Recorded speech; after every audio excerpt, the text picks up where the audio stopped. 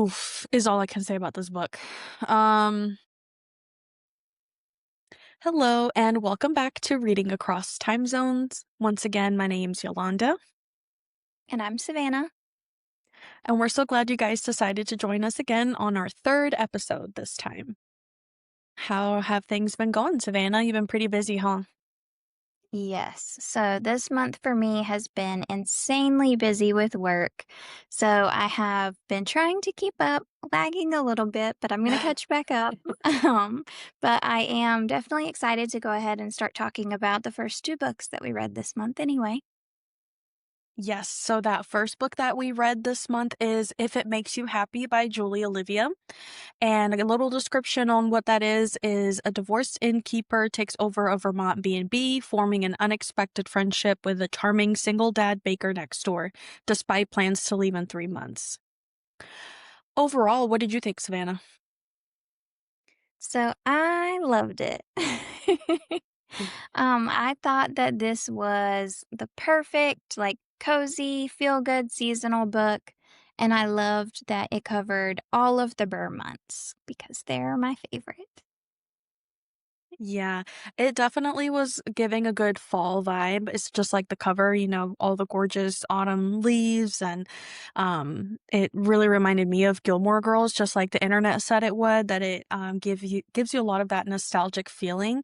And I definitely agree. Gilmore Girls is a small town where it feels especially small with all the constant events that they have planned and the close bonded relationships that everyone in the town has with each other. And I really saw that reflected in this book as well. So it was really hard to separate sometimes, like, okay, no, this is not the show. This is a completely different storyline, but it was really easy for me to ease into it because of that background and because of that connection that I made. But it was kind of hard to not get into, but I don't really like when books throw in your face a lot of the nostalgia. So it was a little bumpy at first for me because I don't mind the nostalgia. Like, I love to reminisce about, 90s or early 2000s, but some things were a little too in my face for me. Like you were forcibly trying to remind me that this is back in the day. And this one specifically moment for me was the Tamagotchi on the little girl's book bag. I just feel like, listen, yes, I love Tamagotchis, but what is the point of pointing it out? It's not like she uses it anymore after that, you know? I mean, maybe if that was like her favorite toy, then yeah, sure, but it just it was just pointless to point it out. I don't know. I'm just being grumpy, I guess. That's just me, but then I got over it. Then it wasn't so much in my face and I was able to get on with the book. I think that kind of goes back to like what you were saying though, in the last episode about how you really don't like for things to be like overanalyzed and overexplained. Um, when you were talking about it. So I did not feel that way at all in this book. I loved it. And I felt like it was like almost a timeless love story. Like I was relating to it and considering it so often in this time. And so for me, like the nostalgic bits when she would mention things like that, it would just, set me back a little bit and be like, "Oh, hold on, wait. We're a little farther back, but this is still relatable." And it's also taking me back, to all of those childhood things. So I loved that.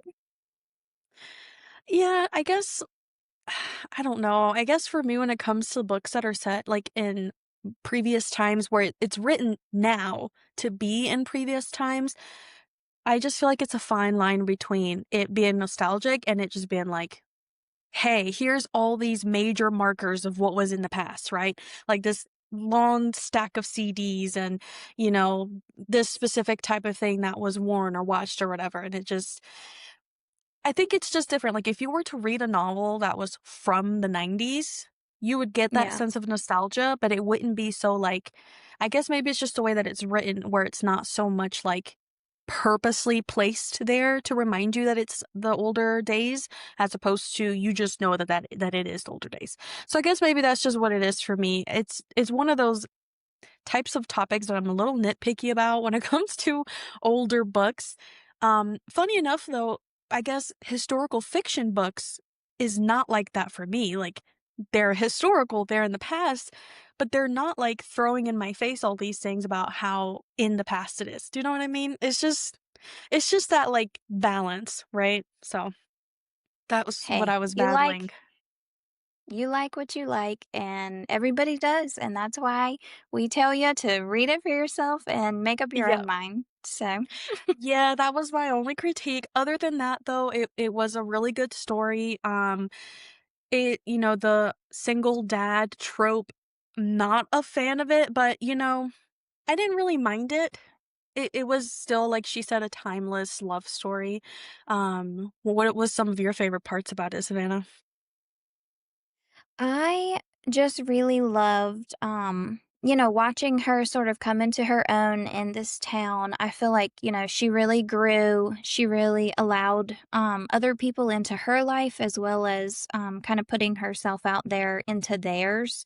And I especially loved the relationships, kind of like you said, with Cliff's daughters. So I am also not a huge fan of the single parent trope. But this one was super cute. I think for me, it really helped that one of the daughters was older and a teenager. And so Mhm. I felt like, especially with her sort of lacking that connection with her biological mother, that, she was really searching for that and really found that in Michelle. And that was like just such a good click for me. I loved their relationship. But I think I think all of the character relationships in this story were very dynamic. So I really enjoyed that.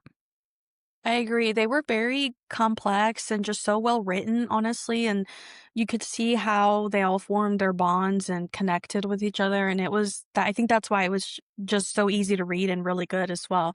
And it wasn't like you were just focused on the relationship between the single dad Cliff and the main character or the innkeeper Michelle.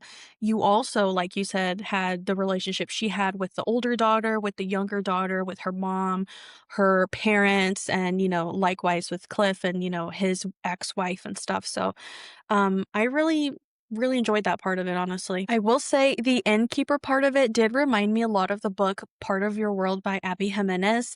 That same small town charm, except for in this one, she did have quite a few bumps to go through, as well as eventually leaning into the support that her neighbors, friends, and her family would provide in order to keep that inn running, as opposed to the other guy, he was a pro, right? But same thing, it just reminded me of that book, and I kinda makes me wanna be an innkeeper, honestly. Ah, that's the dream, right?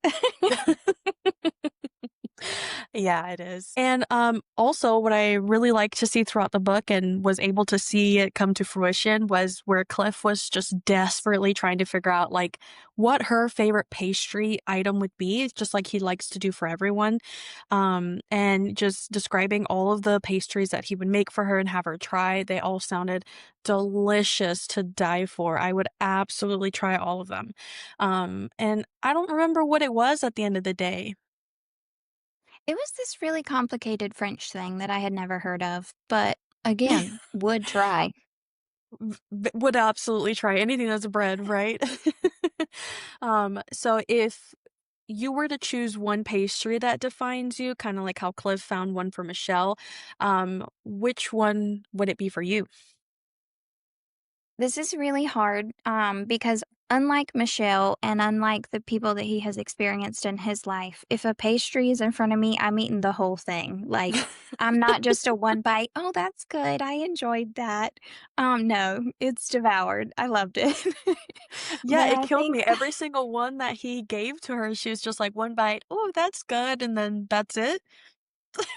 Who does that? No, I'm gonna eat that like whole thing. Whether I yeah, really like girl, it or not, I'm gonna eat it. exactly. I wish I had that self-control, but I don't. But I think I think for me, like, one of my all-time, like, favorites go-to is just a blueberry muffin with the crumble on top. I love those. They're delicious. I was gonna say a Mhm. chocolate chip cookie for me just because it's always it hits the spot. However, I'm a huge fan of the Nestletoe House chocolate chip cookies, and I just feel like there's nothing that goes above that for me. But if I were to choose a specific like pastry item, I would be between a chocolate croissant or maybe like a cheese and cherry Danish. It was really hard for me to pick between those two, honestly, Mm. but No, I'm you're a always a chocolate love a croissant. Dan. You're right. Every single time I love like just all the layers, the flakes, the buttery, the chocolate. Oh God, I would Mhm. devour it. So you're right.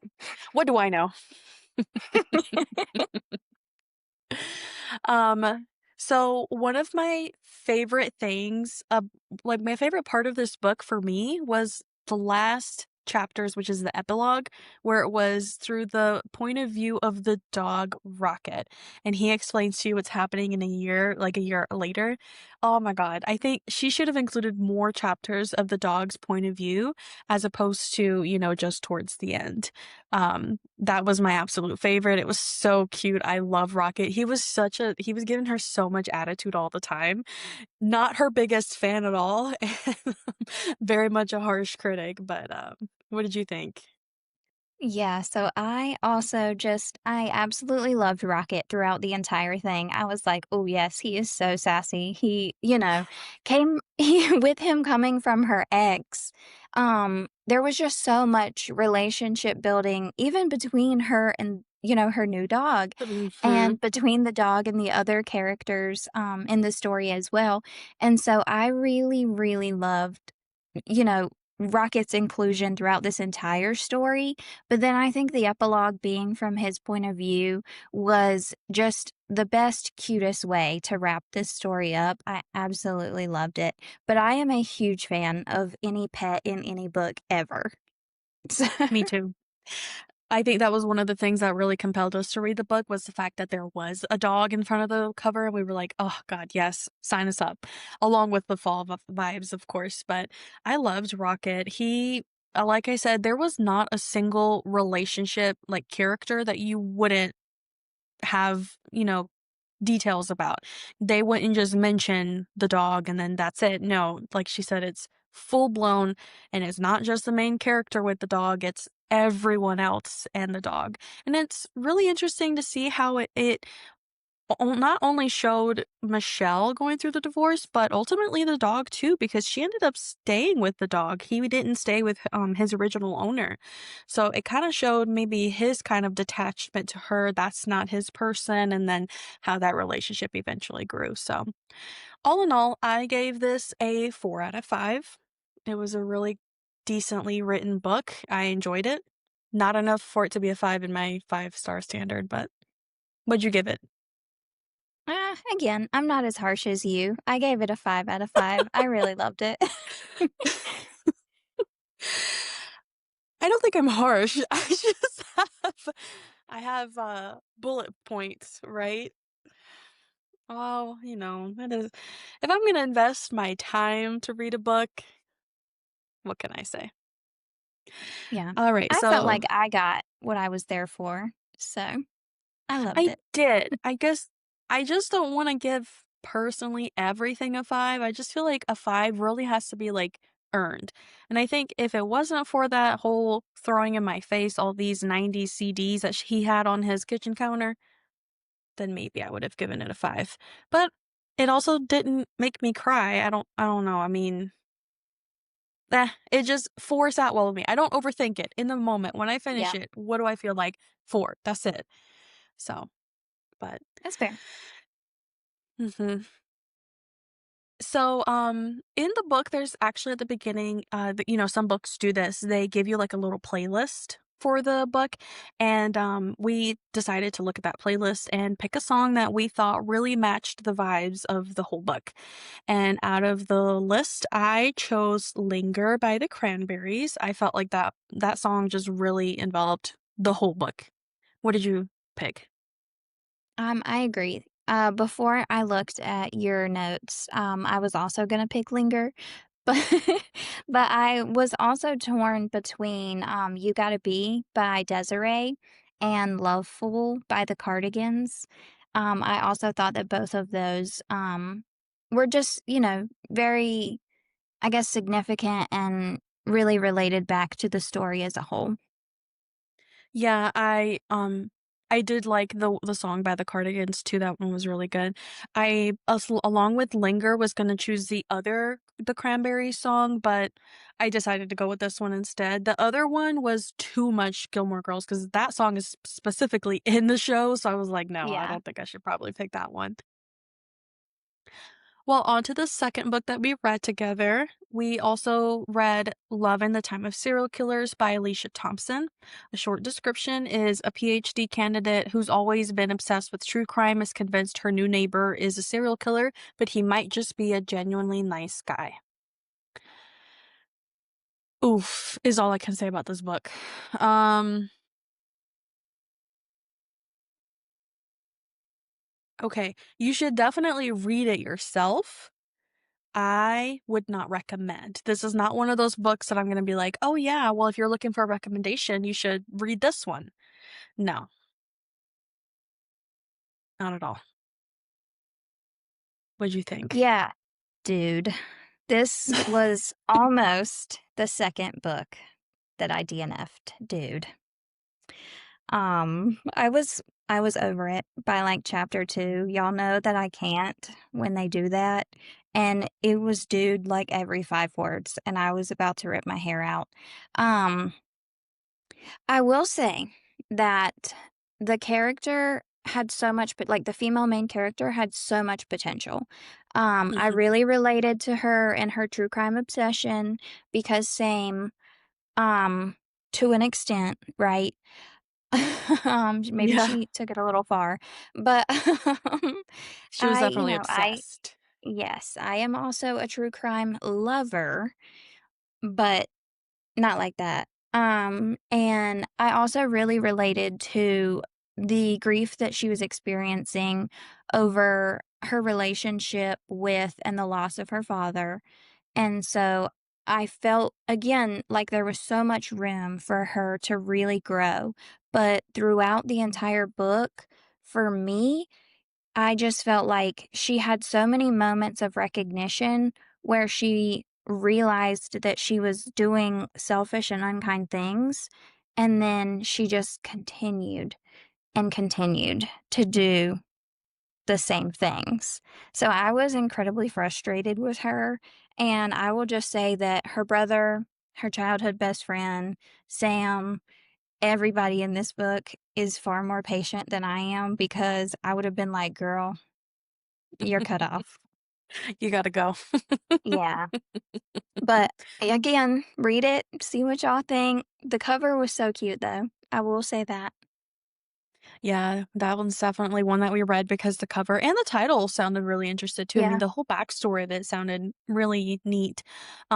She also lost me since the first few pages, and it was specifically because she called her neighbor my dude, not even just dude, my dude, and it gave me the ick. I was like, ugh. Why would you say that? Just say, "Hey, back off, man," you know? But whatever. And then like Savannah said, then she repeatedly did that throughout the book using my dude or dude, just kind of making her cringy. And I'm like, she could have been so much better. Like Savannah said again, her character had so much potential. I could also relate to her in a lot of instances. For example, like the fact that she watched a lot of like the serial killer documentaries. Savannah and I both did that a lot to an extent because we're not junkies. We just, we like to watch them, but not nearly as much as this lady did. For her to do her entire thesis on it is crazy. Um, but anyways, so I at first I could see how at the beginning she was concerned that her neighbor Sam was a serial killer. He was just a little questionable at first. And she had these steady thoughts of him being a serial killer for the majority of the book until all of a sudden, one night, she just decided that he wasn't. She's just like, "No, he's no longer a threat." And then with no warning whatsoever, she just kisses him in the pool. I mean, I'm talking about like literally they go into the pool. He gets in there. She notices that he doesn't have a t-shirt.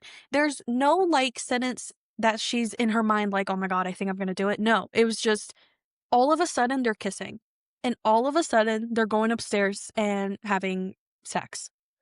And then I'm like, "Okay, so we're just chucking everything?" He didn't.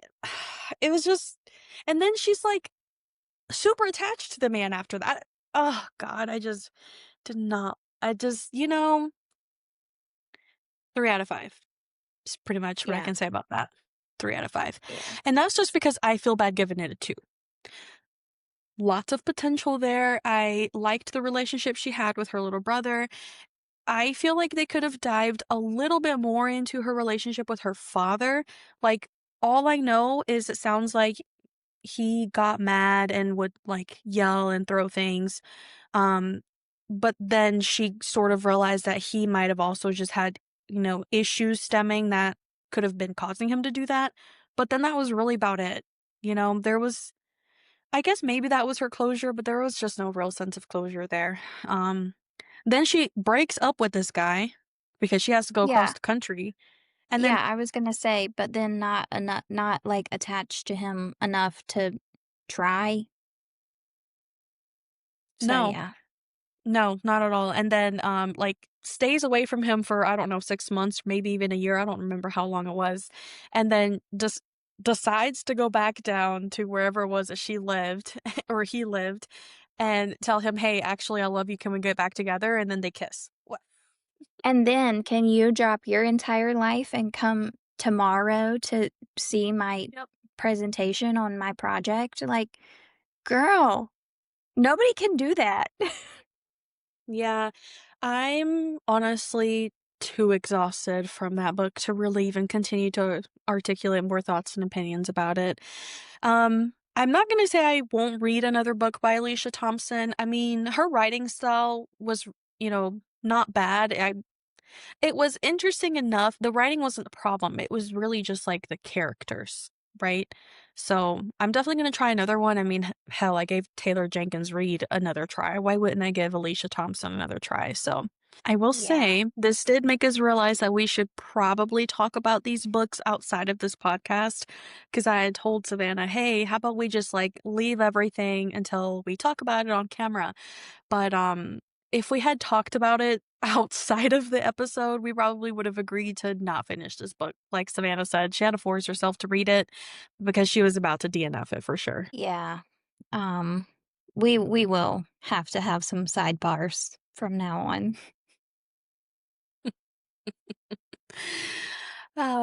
Well, anyways, those were the first 2 books that we read in October. The next episode, we'll be talking about the other 2 books that we read in October, and we look forward to talking to you guys next time. Thanks again for joining us, and don't forget to like, subscribe, follow, and comment anything, especially book recommendations. So, talk to you guys later.